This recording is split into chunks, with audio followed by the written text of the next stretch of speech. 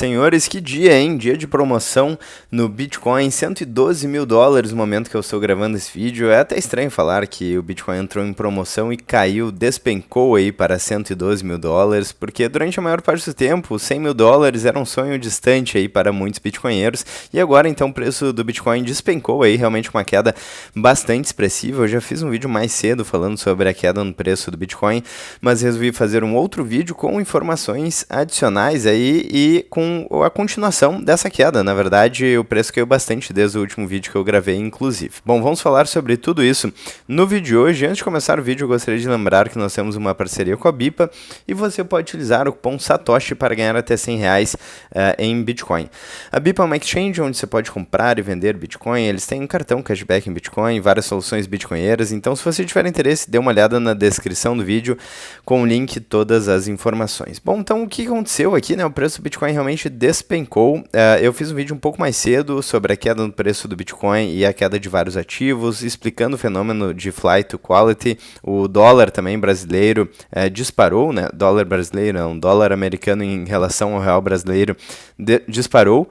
Então é um sinal de que os investidores estavam preocupados, né, com a queda das ações no mundo inteiro. Então o Bovespa em queda, o SP500 em queda aqui e o Trump, né, e a China aí, né, eles começaram a aumentar um pouco as tensões econômicas, tarifas, né, nessa guerra comercial que vem acontecendo, não é de hoje, já faz um tempo considerável, né, inclusive uma guerra proxy um pouco mais quente em outros países, mas enfim, eu não vou entrar no mérito especificamente. O que eu quero falar aqui é sobre a queda das ações hoje e o Bitcoin, como um mercado volátil, ele costuma cair quando a gente tem uma queda mais significativa na economia global, um risco maior, né? Um exemplo disso, que eu já mostrei hoje mais cedo, é que quando o preço do Bitcoin chegou em $75 mil, em 9 de abril de 2025, né? Se vocês observarem o Ibovespa, não, o SP500 em abril de 2025 é abaixo dos 5 mil pontos.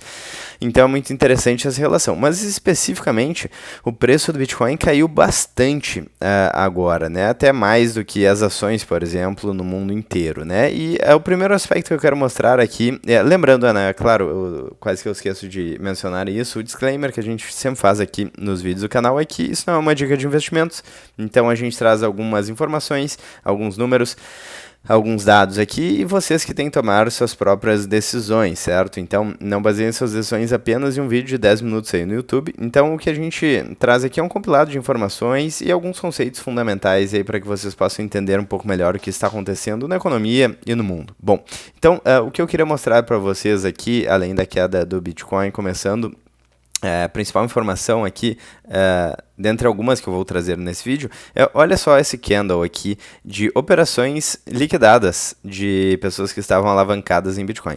Isso aqui, galera, é muito brutal, né? Então, aconteceu agora, então, recentemente, com essa queda do Bitcoin, $16 bilhões liquidados nessas principais exchanges. E isso aqui é realmente brutal, né? Uma quantidade gigantesca de players estavam alavancados, né? Vocês podem ver o histórico desse gráfico.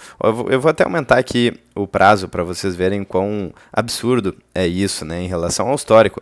Olhem só, se vocês observarem de 2021 até agora, nunca tivemos nem perto um momento em que tantas operações alavancadas foram liquidadas nas principais exchanges. Então é realmente algo histórico aqui, essa liquidação brutal no Bitcoin, ou seja, muitas pessoas alavancadas, e isso é o primeiro ponto, né? É claro que aqui a gente não, a ideia não é dar uma orientação de investimentos, até porque isso é muito pessoal, mas olhem só o risco, né, de quem está alavancado no Bitcoin. Recentemente a gente teve uma liquidação bastante massiva aí no Bitcoin e logo depois o preço subiu bastante, né? Se eu não me engano foi até aqui, inclusive, ó, vamos aproximar aqui. Então, recentemente, essa liquidação aqui é 3 bilhões de dólares. Eu acho que teve alguma outra, mas enfim. E logo depois subiu e chegou aí na máxima histórica. E agora a gente teve uma liquidação brutal, né? Então pense no longo prazo, caso o Bitcoin continue se valorizando e se tornando um ativo cada vez mais relevante. Imagina só todo mundo aqui que foi liquidado ali nos cento e pouquinhos mil, quando o Bitcoin estiver valendo, por exemplo, $1 milhão, né, se o preço chegar até lá. Então, cuidado, tem uma máxima aí do Bitcoin que se chama Stay Humble and Stack Sats, né, então mantenha-se humilde e acumule satoshis, que é a menor fração do Bitcoin aí. Então, a ideia é muito interessante, né, muitas vezes a ganância, ela acaba precedendo a queda, no sentido de que os investidores, com o intuito de ganhar muito em pouco tempo, acabam abrindo mão aí do seu capital e incorrendo em grandes perdas. Então, muito cuidado com a alavancagem. No final das contas, não só o Bitcoin, mas o mercado financeiro, de uma maneira geral, é uma máquina de transferir o dinheiro dos impacientes para os pacientes, né, para as pessoas que têm mais paciência. Então, muito cuidado aí com essas armadilhas de tentar ganhar uma quantidade muito significativa, porque você pode olhar todos os gráficos, entender de análise técnica, analisar todo o mercado e, de repente, o Trump solta um tweet aí, né, e o mercado muda. Ou a China aí faz um comunicado, que foi o que aconteceu, e o mercado muda. Então, você não consegue prever o futuro, ninguém consegue prever o futuro, inclusive por isso que eu sempre digo que isso não é uma dica de investimentos, né? Porque ninguém, na verdade, consegue ter certeza do futuro. Então, se você agir com cautela, montar uma estratégia aí, pensando no longo prazo, uma estratégia de custódia, de ativos aí que são bons, né? Pode ser um ou mais ativos, enfim, e pensar no longo prazo, a sua chance de se dar mal, eu imagino que seja bem menor, né? Então, primeira lição aqui que a gente tem para falar sobre essa queda bastante significativa no preço do Bitcoin. Quando muitas posições são liquidadas aí, posições alavancadas em Bitcoin, o preço cai, né? Isso aconteceu algumas vezes, mas não de uma forma tão expressiva quanto aconteceu agora, né? Então, realmente foi uma queda bastante brutal aí, olha só, 10%, né, para um ativo de 2 trilhões de dólares é bastante coisa.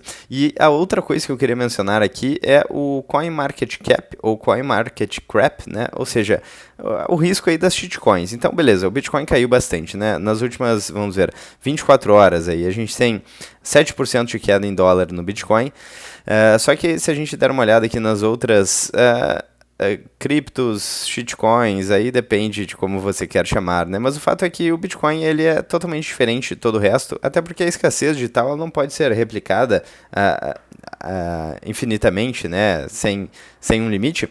Porque senão a gente incorreria no mesmo problema das moedas fiduciárias, que é o problema de não haver escassez, né? Então, em função de não haver escassez para as moedas fiduciárias, a gente vê uma perda de poder de compra das moedas fiduciárias, como dólar, como real, como euro, como peso. Então, a inflação, que é a expansão da base monetária por definição, faz com que as moedas percam poder de compra.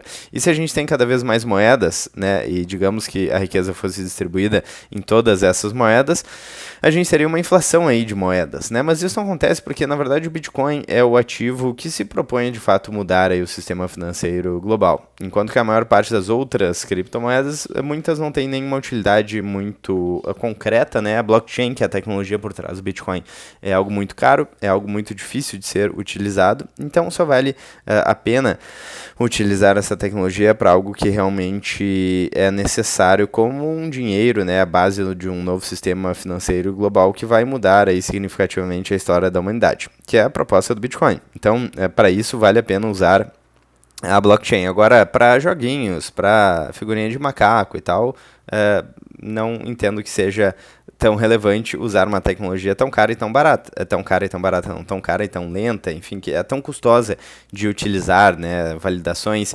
descentralizadas e por aí vai. Vale mais a pena usar um banco de dados centralizado, né? Inclusive, boa parte das outras criptomoedas são centralizadas. A gente tem uma empresa, um CEO por trás, tem um projeto, né? Enfim, então é algo totalmente diferente do Bitcoin. É muito interessante, é muito importante mostrar isso, né? Que a gente tem uma lista. Bitcoin, obviamente, sempre em primeiro lugar aqui em valor de mercado, market cap, mas até seria bom separar, né? Tem Bitcoin de um lado, todo o resto de outras criptomoedas ou outros são coisas muito distintas, né? Então, falando aqui sobre o risco disso, aqui a gente tem a queda do Bitcoin. Então mudou um pouco, né? O tempo está passando aqui e tal, mas olhando para a janela de 24 horas, só para fazer um comparativo aqui em comum em termos de prazo para todas as criptomoedas, olha só, tá tudo caindo, né? Mas o Bitcoin caiu 6%, e possivelmente pode recuperar, né? Mas aqui a gente tem Ethereum caindo 12%, BNB caindo 10%, tudo caindo muito mais e muitas potencialmente nunca vão se recuperar, nunca vão chegar aí no topo que já chegaram, com exceção das stablecoins, então aquelas criptos que valem exatamente $1, né? Então aqui a gente tem Tether, aqui a gente tem USDC, né? E outras também, né? Tá tudo no vermelho realmente, e incrível. Aqui, quando eu acho alguma que não está no vermelho, é uma stablecoin, realmente. Então, muito interessante aí olhar. E daí, realmente, cuidado com as shitcoins, porque você pode achar que está procurando, descobrindo um novo Bitcoin, mas na verdade você só está aí entrando muitas vezes em um projeto que não tem um fundamento aí sólido pensando no longo prazo, né? Bom, nem adianta filtrar muito aqui no valor oposto, porque tem muitas, olha só, vamos dar uma olhada se em algum lugar aqui diz o número de moedas listadas, né? Mas realmente é um número de moedas muito absurdo listadas, né? E aqui falando sobre volume, então a gente estava filtrando por market cap, Bitcoin sempre em primeiro lugar, e no volume aqui, olha só como é interessante, as stablecoins, por exemplo, o Tether, né? Elas são extremamente utilizadas, então as pessoas estão muito acostumadas a utilizar o dólar, que é a moeda de reserva global hoje, então moedas stablecoins como o Tether, por exemplo, elas são muito utilizadas, mas não faz sentido comprar aqui pensando na valorização em relação ao dólar, pelo menos, né? Porque é 1 para 1. Em tese, se o Tether continuar funcionando, né? E claro, existe um risco aí associado, mas se o Tether continuar cumprindo o seu papel, ele vale 1 para 1 em relação ao dólar. Então, se alguém tem dólar e compra Tether, daí não faz sentido, né? Agora, é claro que na maior parte dos países, principalmente subdesenvolvidos, é muito melhor ter dólar do que ter uma shitcoin tipo o real, né? Ou peso, sei lá, dependendo do momento, né? Enfim. Até a inflação, por exemplo, na Argentina melhorou bastante, mas passou recentemente por um período de uma inflação altíssima, né? Então, em países menos desenvolvidos, como os Estados Unidos, né, menos livres, como os Estados Unidos, com uma economia não tão pujante, vale mais a pena ter dólar do que ter uma outra shitcoin qualquer aí de um país menos desenvolvido, né? Então, muito interessante o volume aqui, mas, novamente, o volume em termos de valorização aí não quer dizer muita coisa. Em market cap, o Bitcoin aí está em primeiro lugar. Outra coisa interessante das stablecoins é a demanda que é gerada por títulos de dívida. Então, o sistema financeiro global hoje, ele é lastreado na dívida, né? Desde 1971, com o final do acordo de Bretton Woods, não existe mais a paridade do dólar com o ouro. Então, o presidente dos Estados Unidos, na época, o Richard Nixon revogou essa relação, né? Desde então, o dinheiro piorou bastante e desde então o sistema financeiro global está lastreado na dívida, que nos Estados Unidos já passa de 37 trilhões de dólares e crescendo, como vocês podem ver aqui na tela. Então é realmente uma bomba atômica que pode explodir a qualquer momento e os Estados Unidos e todos os países têm um interesse muito grande em criar uma demanda por esses títulos para continuar girando aí a roda, passando o problema para o próximo político que assumir aí a gestão, né? E o que acontece é que as stablecoins são empresas, entre aspas, né, são projetos, são criptos, enfim. O fato é que elas demandam muito títulos de dívida dos Estados Unidos, porque a maior parte das stablecoins são lastreadas aí, digamos assim, no dólar. Então é interessante o interesse, inclusive, dos países de gerar essa demanda e as stablecoins, elas cumprem também esse papel, pelo menos para o dólar, que é a moeda de reserva global. E aqui, talvez o último ponto aqui, é importante salientar no vídeo hoje, é a questão da dívida, porque eu sempre trago esse ponto aqui como um grande risco global, né? Porque geralmente quando um sistema financeiro acaba e surge outro, esse período acaba sendo um tanto turbulento, né? E a gente tem aqui a dívida dos Estados Unidos crescendo cada vez mais, e isso acontece em todo mundo, e quando a gente tiver o estouro da bolha da dívida, que pode ser uma das últimas bolhas a estourar no sistema financeiro que a gente conhece hoje, no sistema fiduciário, né? Aí sim a coisa pode ser um tanto feia, a gente pode ter um certo problema no curto e médio prazo na economia global, com correção de vários ativos, né? Então, quando a gente dá uma olhada na liquidez global aqui, por exemplo, né? A gente tem $1 quadrilhão nesses ativos aqui, né? Nos principais ativos, real estate, né? Mercado imobiliário, petróleo, moedas, ouro e por aí vai, e se a gente tiver o estouro da bolha da dívida, a gente pode ver aí a liquidez diminuindo de forma brutal, talvez como nunca antes visto na história da humanidade, e boa parte dessa liquidez vai secar, e quando essa liquidez seca, né, a gente pode ver uma correção de preços de vários desses ativos, basicamente no mundo inteiro, então seria como se fosse um grande crash econômico, né? Aconteceu em 1929 e algo muito sério pode acontecer novamente a qualquer momento. Então é bom lembrar isso, porque eventualmente as pessoas podem pensar, né? Tudo está subindo, o Bitcoin está na máxima histórica, o SP500 está na máxima histórica, tudo está na máxima histórica, né? Nominalmente. E é claro que a gente tem a armadilha aí da rentabilidade real, né? Então, se a gente corrigir pela expansão da base monetária, que é a inflação de fato, a gente vai observar que nem tudo está tão próximo assim da máxima histórica quanto a gente acha, né? Mas é importante lembrar que toda essa valorização ela pode ser revertida caso a gente tenha essa questão do estouro da dívida de uma grande bolha, né? Então, por exemplo, pegando aqui os Estados Unidos, o SP500, que é a principal economia do mundo, é o que acaba mexendo no mundo inteiro, né?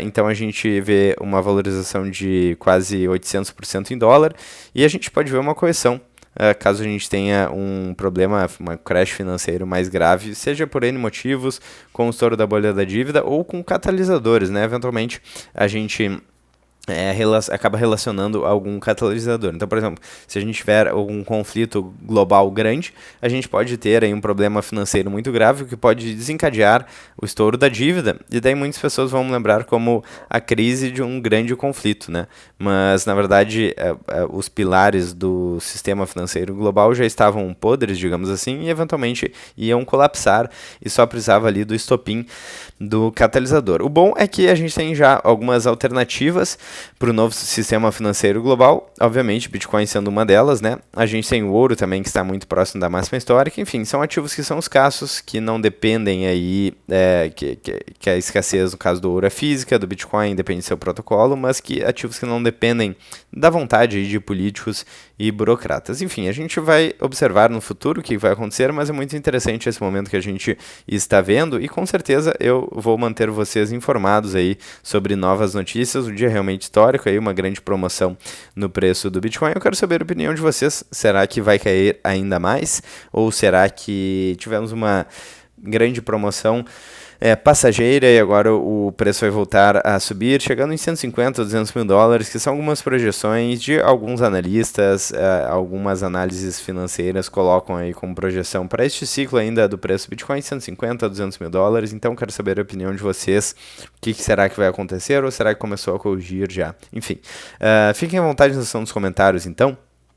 Se vocês assistiram até aqui, considerem contribuir financeiramente com o canal, fazendo parte da área de membros, deixando seu like, clicando no sininho, inscrevendo no canal. Eu vou ficando por aqui, espero que vocês tenham gostado do vídeo, vejo vocês ainda hoje ou amanhã no próximo vídeo do canal. Um grande abraço e até mais.